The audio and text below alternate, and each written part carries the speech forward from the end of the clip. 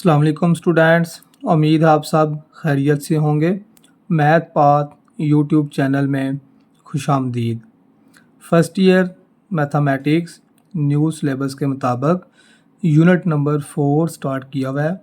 आज हम unit number 4 की एक्सरसाइज 4.2 का क्वेश्चन नंबर 2 सॉल्व करेंगे और क्वेश्चन नंबर 2 में से लाजमी स्टूडेंट्स एक शॉर्ट क्वेश्चन पेपर में आएगा। क्वेश्चन नंबर 2 के 6 पार्ट्स हैं। इनमें से एक शॉर्ट क्वेश्चन एनुअल पेपर में आएगा। आपके स्कूल में, आपके कॉलेज में कोई पेपर वगैरह होंगे तो उसके अकॉर्डिंग भी ये क्वेश्चन इम्पॉर्टेंट है शॉर्ट क्वेश्चन के लिए। अब इसकी स्टेटमेंट क्या है? इसकी स्टेटमेंट है without expansion show that left side is equal to 0। आपने लेफ़्ट साइड को सॉल्व करना है, आंसर 0 आना चाहिए। और विदाउट एक्सपेंशन का ये मतलब है स्टूडेंट्स कि इस डिटर्मिनेंट को ओपन नहीं करना। जिस तरह इस एक्सरसाइज का हमने क्वेश्चन नंबर 1 सॉल्व किया है, उसकी स्टेटमेंट था एवेल्यूएट, इसको एक्सपेंड करें। उसको तो हमने एक्सपेंड वाले मेथड से कर लिया जो कि इजी मेथड था। उसमें बस डिटर्मिनेंट 3/3 का फार्मूला याद करना पड़ेगा। मगर इस क्वेश्चन की स्टेटमेंट में उसने हम पे कंडीशन लगा दिया है कि इसको मॉड को, डिटर्मिनेंट को ओपन नहीं करना, ओपन किए बगैर इसको सॉल्व करना है और आंसर हमारा 0 आना चाहिए।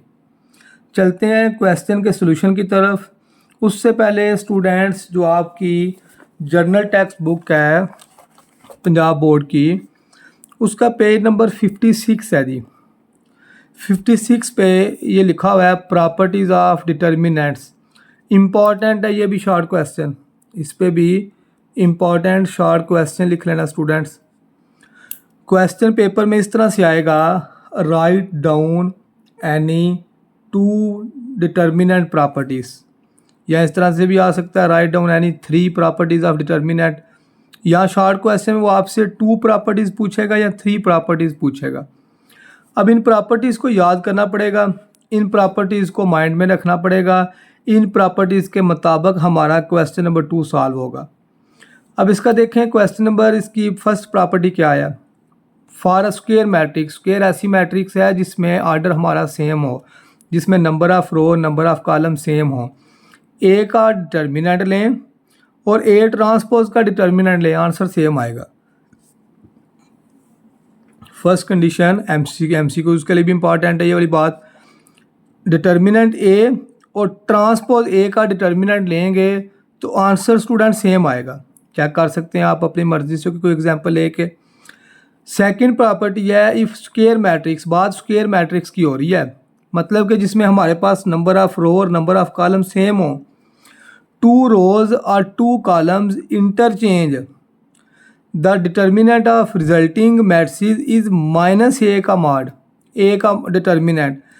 इसमें कह रहा है कि अगर किसी 2 रो को इंटरचेंज करें, किसी 2 रो की या किसी 2 कॉलम की जगह को हम चेंज करते हैं तो डिटर्मिनेंट के बाहर माइनस का साइन आ जाएगा। थर्ड इसकी प्रॉपर्टी है if a square matrix A has 2 identical rows और 2 identical columns then determinant A 0 हो जाएगा। मतलब कि अगर किसी मैट्रिक्स की, किसी डिटर्मिनेंट्स की 2 रोज़ एक जैसी बन गई हैं या 2 कॉलम एक जैसे आ गए हैं, 2 आइडेंटिकल रोज़ और 2 आइडेंटिकल कॉलम्स, तो उस सूरत में भी कहता है कि जो हमारा डिटर्मिनेंट है वो 0 के इक्वल आ जाएगा। नेक्स्ट प्रॉपर्टी है if all entries of rows और कॉलम ऑफ स्क्वायर मैट्रिक्स ए और 0 देन, फिर भी जो कहता है ए का डिटर्मिनेंट है वो 0 हो जाएगा। इसका क्या मतलब है? मतलब कि हमारी एक पूरी की पूरी रो 0 बन गई है या हमारा एक पूरे का पूरा कॉलम 0 बन गया तो डिटर्मिनेंट का आंसर हमारे पास 0 आ जाएगा। नेक्स्ट वाली प्रॉपर्टीज़ भी स्टूडेंट्स रीड कर लेना। ज़्यादातर जो है वो हमारी पहली 4 प्रॉपर्टीज़ जो है वो क्वेश्चन में यूज़ होंगी और पहले बता चुका हूँ कि इम्पॉर्टेंट शॉर्ट क्वेश्चन है। पेपर में ये क्वेश्चन पूछा जा सकता है, write down any 2 properties of determinants. 2 properties भी पूछा जा सकता है और 3 प्रॉपर्टीज़ का ही पूछा जा सकता है। अब स्टूडेंट्स हम चलते हैं अपने क्वेश्चन के सॉल्यूशन की तरफ। क्वेश्चन हमारा ये है कि विदाउट एक्सपेंशन शो डैट, ये हमने रिजल्ट शो डैट करना है, मतलब कि मार्ड को ओपन नहीं करना, मार्ड ओपन किए बगैर क्वेश्चन सॉल्व करना है और आंसर 0 आना चाहिए। अब देखें इसमें हमें क्लियरली नज़र आ रहा है 7 और 8 में 1 का डिफरेंस है, 5 6 में भी 1 का डिफरेंस है, 2 3 में भी 1 का डिफरेंस, 8 9 6 7 3 4 सब में 1 का डिफरेंस है। इधर से ले लें 8 7 6 -5 3 -2, इनको करोगे फिर भी 1 का डिफरेंस आएगा। अब इसको सॉल्व कैसे करना है, कई मेथड है इसको सॉल्व करने के, जिस तरह आप लोगों को इजी लगे उस तरह आप लोगों ने इसको सॉल्व कर लेना है। अब मैं इसमें क्या यूज़ करता हूँ, मैं यूज़ करता हूँ लेफ़्ट साइड को यूज़ करेंगे जी।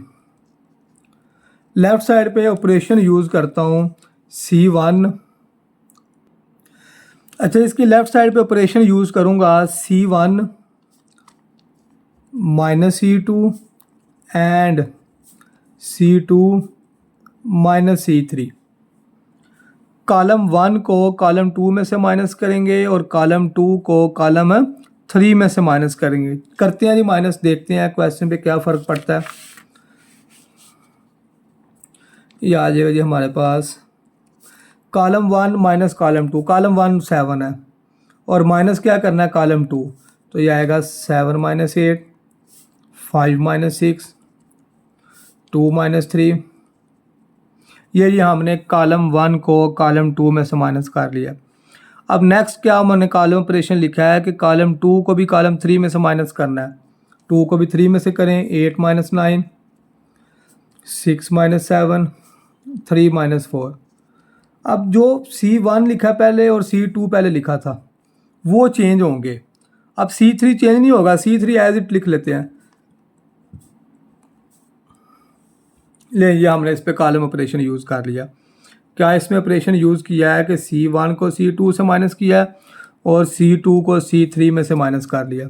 करें जिन वैल्यूज़ को माइनस, 7 में से 8 माइनस करें, 5 - 6 2 - 3 8 - 9 6 - 7 3 - 4 और बाकी जो कॉलम 3 है वो एज इट आ जाएगा। अब देखिए इस तरह करने से क्या हुआ है, इस तरह करने से ये कॉलम 1 और कॉलम 2 तो हमारा सेम नहीं आ गया। तो जो डिटर्मिनेंट की प्रॉपर्टी है उनमें हमने यही तो थर्ड प्रॉपर्टी पढ़ी है कि अगर किसी डिटर्मिनेंट के 2 कॉलम एक जैसे आ जाएं या किसी डिटर्मिनेंट की 2 रो एक जैसी आ जाती हैं तो सारे का आंसर 0 आ जाता है। अब इसमें चेक करें C1 और C2 एक जैसी नहीं है, तो लिखते हैं C1 and C2 are identical. हमारे पास जो C1 और C2 है ये तो आइडेंटिकल आ गया। तो जब 2 कॉलम आइडेंटिकल आ जाएंगे तो सारे का आंसर 0 आ जाएगा। ये प्रॉपर्टी है कि अगर किसी डिटर्मिनेंट के 2 कॉलम एक जैसे आ जाएं या किसी डिटर्मिनेंट की 2 रो एक जैसी आ जाएं या किसी डिटर्मिनेंट की एक पूरी रो 0 बन जाए या किसी डिटर्मिनेंट का या एक पूरा कॉलम 0 बन जाए, इन चारों सूरतों में आंसर हमारे पास 0 आएगा। दोबारा रिपीट कर रहा हूँ ये बात, 2 कॉलम एक जैसे आ जाएं या 2 रो एक जैसी आ जाएं या फिर एक पूरा कॉलम 0 बन जाए या फिर एक पूरी रो 0 बन जाए, तो सूरतों में हमारे पास जो आंसर है डिटर्मिनेंट का वो 0 आ जाएगा। तो ये हमारी राइट साइड प्रूफ हो गया। तो नीचे लिख दें hence proved left hand side is equal to right hand side. ये क्वेश्चन नंबर 2 का फर्स्ट पार्ट हमने कंप्लीट कर लिया। चलते हैं इसके सेकंड पार्ट की तरफ। पहले बताया स्टूडेंट क्वेश्चन स्टार्ट होने से पहले कि ये क्वेश्चन इम्पॉर्टेंट है, पेपर में लाजमी इसमें से एक शॉर्ट क्वेश्चन आएगा। अच्छा, अब देखें सेकंड पार्ट, 5 6 -1 2 2 0 2 - 8 10, राइट साइड पे 0 चाहिए। अब इस पे भी ऐसा कोई हमने ऑपरेशन यूज़ करना है, चाहे कॉलम ऑपरेशन यूज़ करो चाहे रो ऑपरेशन यूज़ करो, आंसर किसी तरीके से हमारा 0 आ जाए। वो 0 आंसर कैसे आएगा उसका पहले पता भी तो होना चाहिए, 0 आता किस किस तरह से है। 0 आंसर तब आएगा कि जब इस डिटर्मिनेंट के 2 रो एक जैसी बना दो या इस डिटर्मिनेंट के 2 कॉलम एक जैसे बना दो या इस डिटर्मिनेंट की एक पूरी रो 0 बना दो, कोई भी रो 0 बना दो, या इस डिटर्मिनेंट का एक पूरा कॉलम 0 बना दो इन चारों सूरतों में आंसर हमारे पास डिटर्मिनेंट का 0 आएगा। अब देखें इस क्वेश्चन को, ये 5 6 है, ये -1 है। हमें नज़र आ रहा है कि 5 में से जब 6 माइनस करेंगे आंसर हमारे पास -1 आ जाएगा। अब इधर देखें हमें 0 चाहिए तो 2 में से 2 माइनस करें 0 आ जाएगा। इधर 10 चाहिए, 2 और माइनस इंटू माइनस 8 करेंगे तो ये हमारे राइट साइड तो वो 0 दो कॉलम एक जैसे आ जाएंगे। इसमें जो हमने ऑपरेशन यूज़ करना है स्टूडेंट्स वो ये है कि C1 माइनस C2, बस कॉलम 1 को कॉलम 2 में से माइनस करें। लिखते हैं जी 5 माइनस 6, 2 माइनस 2, 2 माइनस और ये -8 आ जाएगा। कॉलम 1 माइनस ये कॉलम 2 आ गया। अब कॉलम 1 बस चेंज हुआ है, कॉलम 2 एज इट लिख लें, वो चेंज नहीं होगा। कॉलम 3 भी एज इट लिख लें, वो भी चेंज नहीं होगा। लेकिन कॉलम 1 को प्लस माइनस कर लेते हैं। 5 minus 6, 2 minus 2, 2 minus minus plus हो जाएगा और 2 plus 8 10। Column 2 as it, column 3 भी एज इट आ जाएगा। अब इसमें चेक करें क्या 2 कॉलम या 2 रो एक जैसी आ गई हैं। अगर आपने इधर कॉलम ऑपरेशन यूज़ किया है ना स्टूडेंट्स तो कोई 2 कॉलम सेम आएंगे, और अगर इधर हम रो ऑपरेशन यूज़ करेंगे तो कोई 2 रो सेम आएंगी। कई मेथड है इस क्वेश्चन को करने से, जो सबसे इजी मेथड है वो मैं आपको करवा रहा हूँ इस वीडियो में। अब कॉलम ऑपरेशन यूज़ किया था, आप चेक कर लें, ये C1 और ये C3 जो है वो एक जैसी नहीं आ गई। तो लिखते हैं C1 and C3 are identical. Identical का जो मीनिंग है मैट्रिक्स में वो सेम है। C1 और C3 हमारा आइडेंटिकल है तो आंसर हमारे पास 0 आ जाएगा, और यही हमारी राइट साइड है, यही हमने प्रूफ करनी थी। चलते हैं जी क्वेश्चन नंबर 2 के नेक्स्ट क्वेश्चन की तरफ, नेक्स्ट पार्ट की तरफ, पार्ट नंबर 3। और पार्ट नंबर 3 स्टूडेंट्स ना कि शॉर्ट क्वेश्चन बल्कि लॉन्ग क्वेश्चन के लिए भी ये इम्पॉर्टेंट हो सकता है। लॉन्ग क्वेश्चन और शॉर्ट क्वेश्चन दोनों के लिए ये इम्पॉर्टेंट है। -a 0b, 0 minus 0a minus c minus b 0 और राइट साइड पे 0 है। इस क्वेश्चन को करने का एक ट्रिक है, उस ट्रिक को मद्देनज़र रख के ये क्वेश्चन सॉल्व करोगे तो क्वेश्चन इंतहाई ईजी है, मुश्किल नहीं है। अगर उस ट्रिक को आप याद नहीं रखेंगे तो वाकई ये क्वेश्चन आपकी समझ में नहीं आएगा कि ये कैसे हो गया। चलते हैं उस ट्रिक की तरफ कि वो कौन सा ट्रिक है ऐसा जिससे ये क्वेश्चन ईजी हो जाए। लेफ़्ट साइड को यूज़ करते हैं जी। अब देखें लेफ़्ट साइड पे जो स्टेटमेंट है क्वेश्चन की, डिटर्मिनेंट में जो वैल्यूज़ आ रही हैं उनमें तो 3 ही चीज़ें यूज़ हो रही हैं। ए यूज़ हो रहा है, बी यूज़ हुआ है और सी यूज़ हुआ है। अब हमने ये चेक करना है कि पहले रो में क्या चीज़ नहीं है, दूसरी रो में क्या चीज़ नहीं है और तीसरी रो में क्या चीज़ नहीं है। टोटल 3 ही तो चीज़ें हैं, ए बी और सी। अब चेक करें, पहली रो में ए और बी तो लिखा हुआ है, सी नहीं लिखा हुआ। सेकंड रो में ए सी तो लिखा हुआ है, बी नहीं लिखा हुआ। और थर्ड में सी बी तो लिखा हुआ है मगर ए नहीं लिखा हुआ। तो क्या करेंगे इसमें, हम R1 को मल्टीप्लाई कर लेते हैं सी से, कॉमा R2 को मल्टीप्लाई कर लेते हैं बी से, R3 को मल्टीप्लाई कर लेते हैं ए से। जब डिटर्मिनेंट को, ये डिटर्मिनेंट है, जब डिटर्मिनेंट को किसी नंबर से मल्टीप्लाई करेंगे तो बाय डिवाइड भी करना पड़ेगा, एंड तो डिवाइड भी करेंगे। फिर हम डिवाइडिंग बाय किन नंबर से मल्टीप्लाई कर रहे हो, ए से, बी से और सी से। इसका मतलब है फिर हमें ए बी सी से डिवाइड भी करना पड़ेगा। लें जी करें डिवाइड, फिर बाय डिवाइड हो जाएगा 1/a/b/c। डिटर्मिनेंट में लिखते हैं जी, डिटर्मिनेंट में हमने लिखा है कि R1 को किस से मल्टीप्लाई करना है, C से। ये R1 है सारी, इसको हम C से मल्टीप्लाई करेंगे। -a को C से मल्टीप्लाई कर लें, 0 को C से मल्टीप्लाई करोगे 0, B को भी C से मल्टीप्लाई कर लें। R2 को किस से मल्टीप्लाई करेंगे, B से, 0 को B से मल्टीप्लाई करें, A को B से मल्टीप्लाई करें, -c को B से मल्टीप्लाई करें। और R3 को हमें मल्टीप्लाई करना पड़ेगा A के साथ। ये R3 है जो हमारे पास C माइनस बी 0, C को A से मल्टीप्लाई करें, B को C से मल्टीप्लाई करें, सॉरी माइनस B को A से मल्टीप्लाई करें और 0 को मल्टीप्लाई करें A से। लें जी, फर्स्ट स्टेप इसका यही ट्रिक था। इस ट्रिक को मद्देनज़र रखोगे तो ये क्वेश्चन इंतहाई इजी है। क्या किया है, दोबारा बता रहा हूँ, क्वेश्चन में 3 ही तो चीज़ें थी, A B C। हमें चेक करना होगा R1 में किस चीज़ की कमी है, R2 में क्या नहीं लिखा हुआ और R3 में क्या नहीं लिखा हुआ। तो उसको हमने देखा है तो हमें पता चला है R1 में C नहीं था लिखा हुआ, R2 में B नज़र नहीं आया, R3 में हमें A नज़र आया।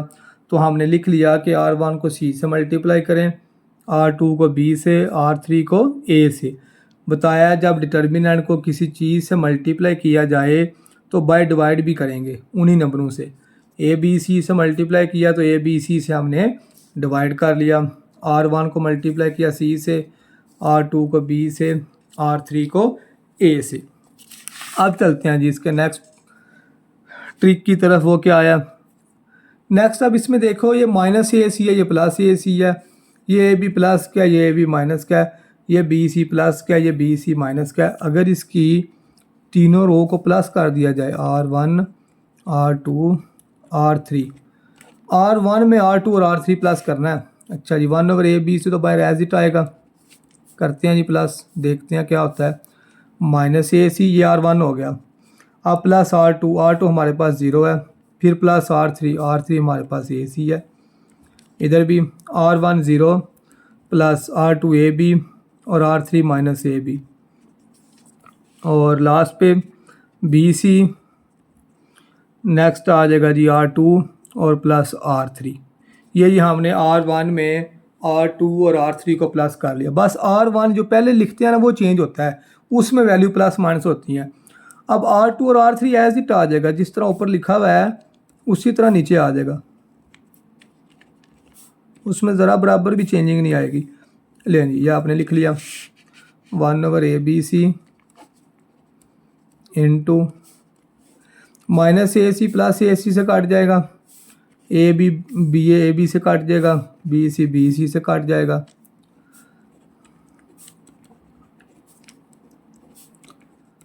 तो क्वेश्चन स्टार्ट होने से पहले जो प्रॉपर्टी मैंने आपको बताई थी, उन प्रॉपर्टी में एक बात ये भी थी कि अगर किसी डिटर्मिनेंट की एक पूरी रो ज़ीरो बन जाए या एक पूरा कॉलम ज़ीरो आ जाए तो सारे का आंसर ज़ीरो आ जाता है। अब इसमें चेक करें, हमारी जो R1 है वो तो सारी की सारी ज़ीरो नहीं आ गई, तो क्या आएगा 1/ABC इंटू, ये सारा ज़ीरो हो जाएगा, इस सारे डिटर्मिनेंट का आंसर क्या आ जाएगा 0। तो ये हमारा रिज़ल्ट प्रूफ हो गया है, राइट साइड आ गई है 0। तो नीचे लिख देंगे left hand side is equal to right hand side. Next question number 2 का फोर्थ पार्ट है, इसमें भी शॉर्ट ऐड करेंगे, लेफ़्ट साइड को राइट साइड के इक्वल, दो कॉलम सेम बनाएंगे, दो रो सेम बनाएंगे, या एक पूरी रो ज़ीरो बना दें या एक पूरा कॉलम ज़ीरो बना दें। अब इसमें देखें लेफ़्ट साइड पे L M और N यूज़ हो रहा है, 1 तो लास्ट वाले कॉलम में आ ही रहा है, तो बाकी L M और N ये तीन चीज़ें यूज़ हो रही हैं 1 के अलावा। अगर इन L M N को हम एक जगह पे इकट्ठा कर लें तो कैसे इकट्ठा करेंगे इसको, लेफ़्ट साइड को यूज़ करें, हम करते हैं कि C1 में C2 और C3 प्लस कर लेते हैं, सॉरी C1 प्लस C2 बस करें, C3 तो I1 है, उसकी तो हमें ज़रूरत ही नहीं है।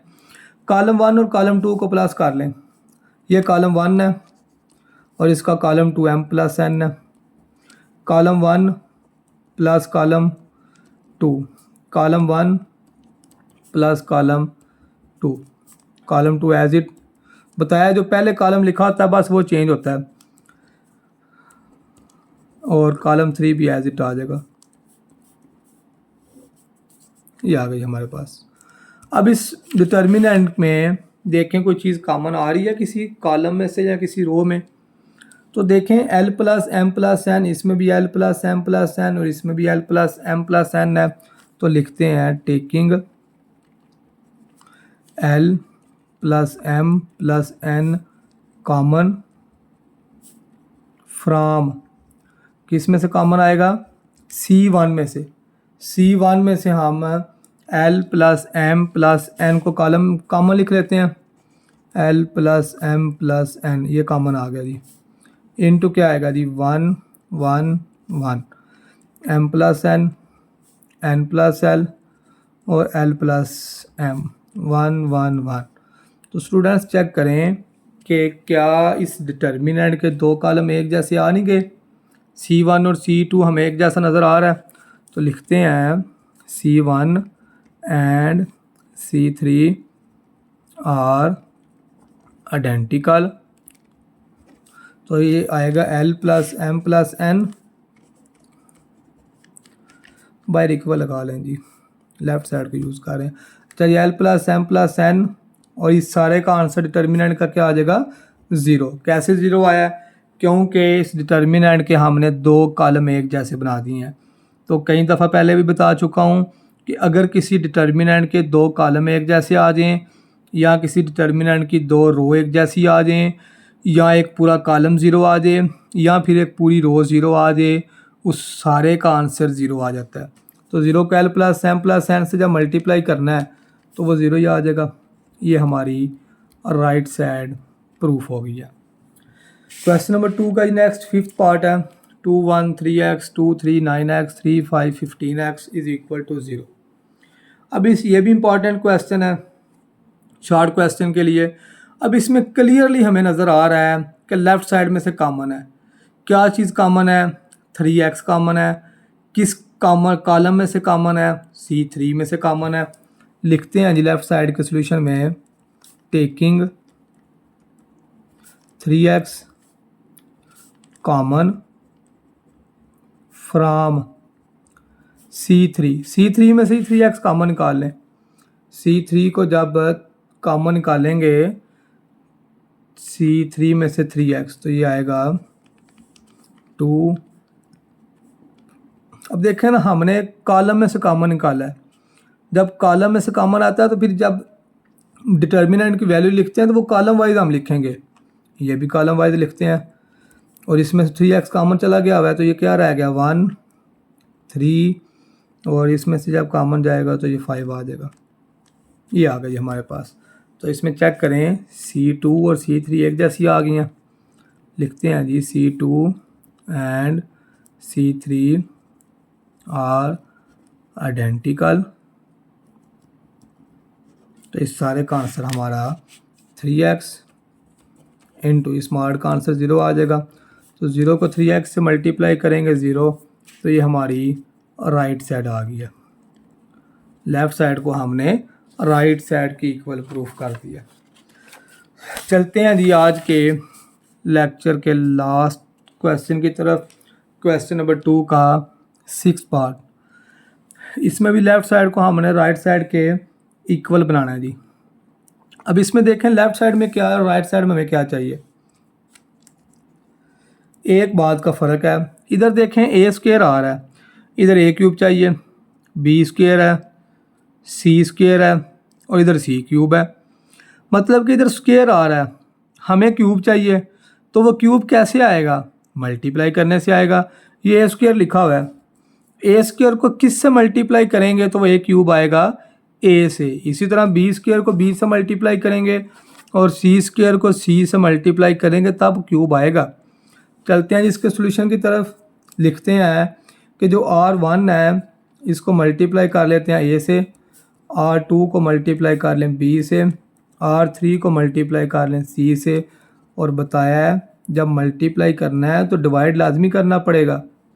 एंड डिवाइडिंग बाय ABC, जितने नंबरों से मल्टीप्लाई करना है उतना ही डिजिट से, उतने ही नंबर से हम बाय डिवाइड भी करेंगे। लें जी 1/ABC बाहर आ जाएगा। लेफ़्ट साइड में जी ये आ रहा है BCA और A के। R1 को हमने लिखा है A से मल्टीप्लाई करना है, BC को A से मल्टीप्लाई करें, A स्क्वायर A क्यूब आ जाएगा। इधर भी आ जाएगा ABC, B को B से मल्टीप्लाई करना और B क्यूब, और लास्ट पे ABC C स्क्वायर और C क्यूब आ जाएगा। अब इसमें से कोई चीज़ कॉमन आ रही है, ये C1 में से ABC कॉमन आ जाएगा। तो लिखते हैं taking ABC common from C1 में से ये ABC को कॉमन लिख लेते हैं, इंटू आएगा 1 1 1 A square B square C square A cube B cube और C क्यूब। तो ये हमारा ABC कट जाएगा, तो यह हमारी राइट साइड आ गया 1 A स्क्वायर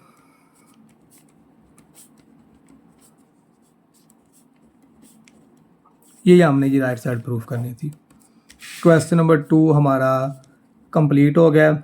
आज के लेक्चर में हमने क्वेश्चन नंबर 2 के सारे पार्ट्स को सॉल्व किया है और बड़ी डिटेल से सॉल्व किया है। इसके बावजूद भी स्टूडेंट्स अगर किसी बात की आपको समझ नहीं आई, विदाउट एक्सपेंशन वाले क्वेश्चन आपके पल्ले नहीं पड़े, तो फिर भी आपने कमेंट में लिखना है कि सर इस क्वेश्चन की समझ नहीं आई। उस क्वेश्चन को नए मेथड से अपलोड कर दिया जाएगा। आज की वीडियो अगर पसंद आई है तो चैनल को लाइक और सब्सक्राइब करना ना भूलिएगा। अल्लाह हाफिज़।